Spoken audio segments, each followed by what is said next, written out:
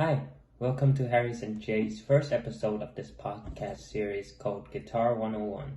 In this series, we're going to cover some of the fundamental knowledge of the guitar, and we're going to show you some quick lessons on how to play it. However, today we'll just be going through the structural components of the guitar and some history of it. So first and foremost, let's get into the structural components and the types of guitar there is. Starting from the top, there's the head of the guitars, which contains 6 tuning pegs, which you can use to tune the wires. Then there will be the nuts, and similar to the nuts, there will be the saddle. These two combined help the strings stay in place and keep them levitated above the neck.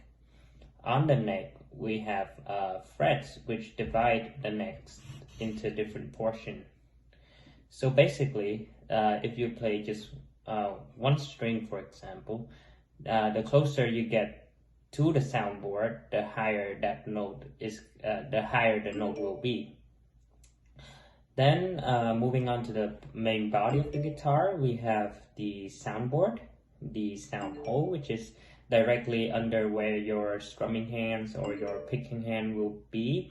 This is to amplify the sound and make it louder. Then we have the finger plate. This is not necessary on all guitars.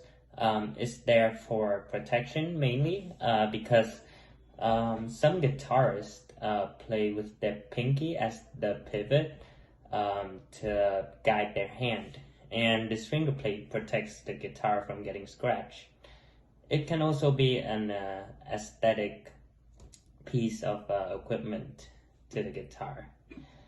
Moving on, we have the bridge, which lies beneath the saddle, and right under that we have 6 fixing pegs, which is just to fix the string in place.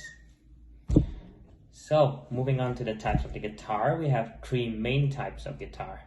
There's the classic, the acoustic, and the electric guitars. Now for the classic and acoustic, the main difference between them lies in the string. Classical guitars have nylon strings, which make them sound a lot softer and more muted, while acoustic guitar uses metal strings, which have a more sharp, but is usually played with more modern musical pieces since the sound is more defined and more sharp. Furthermore, the neck of the acoustic guitar is also longer and narrower than the classical guitar. I will play a audio clip with the classical guitar so you can hear the softness and the muteness in it.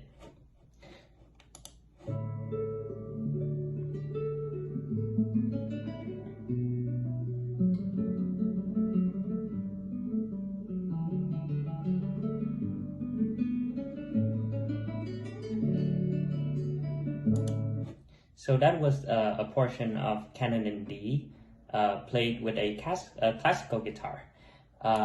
Moving on to an acoustic guitar, I do have an example with the song 1,000 Years by Christina Perri. Please listen to it for a bit.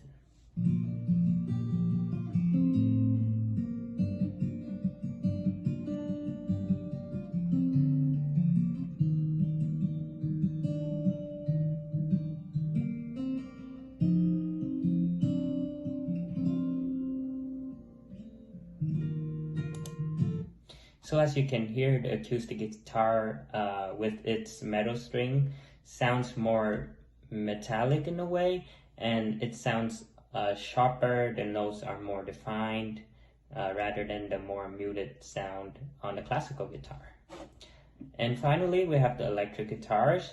So basically, when a player strums or plucks the strings, magnetic pickups situated underneath the string panel detect magnetic shift that they turn into an electric signal to create the musical sound that you hear. This is usually done with an amplifier as well to exaggerate and fine-tune the sound. An electric guitar can also be tuned significantly more than the other variants, and they can sound a lot different based on what the player tuning is. So you can tune it to your liking, and it suits a lot more play style. I will show you a example of the electric guitar with the song Hotel California at when it's soloed with an electric guitar.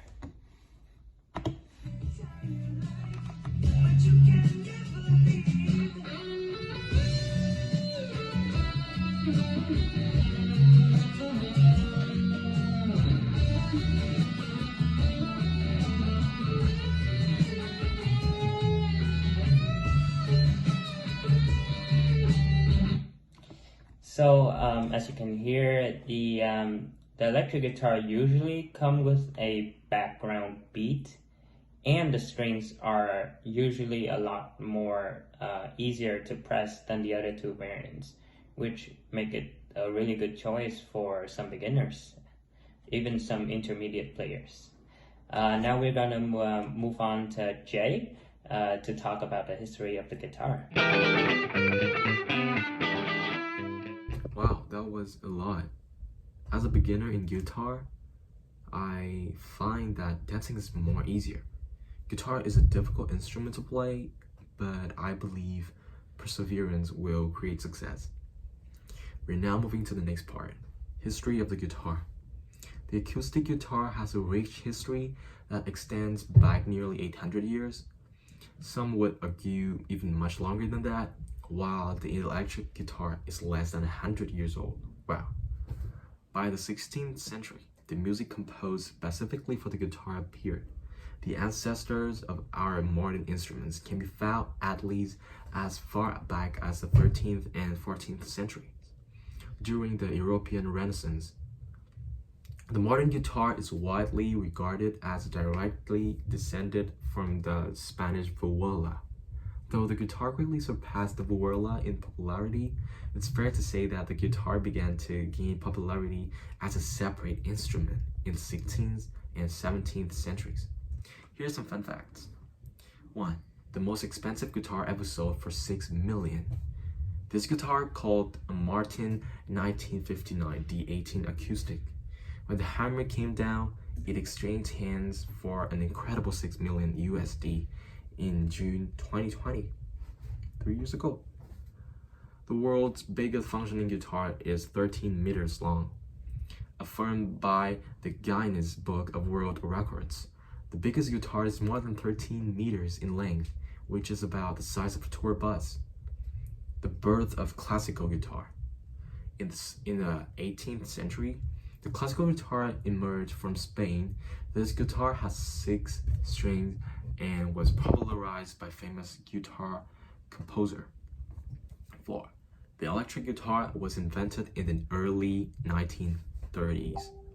The first electric guitar was created by a man named George Beauchamp, who converted the vibration of the guitar strings into an electrical signal.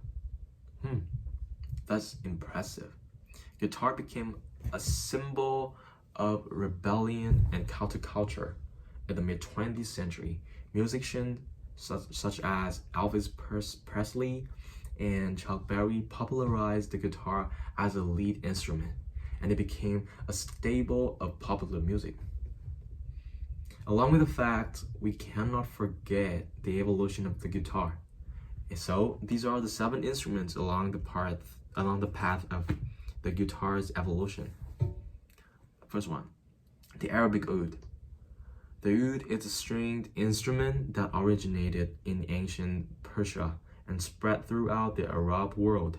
It's had a deep, resonant sound and a parrot-shaped body, and is often played with a pick or a plectrum. The European lute. The lute was a popular instrument in medieval Europe and was often used in courtly music.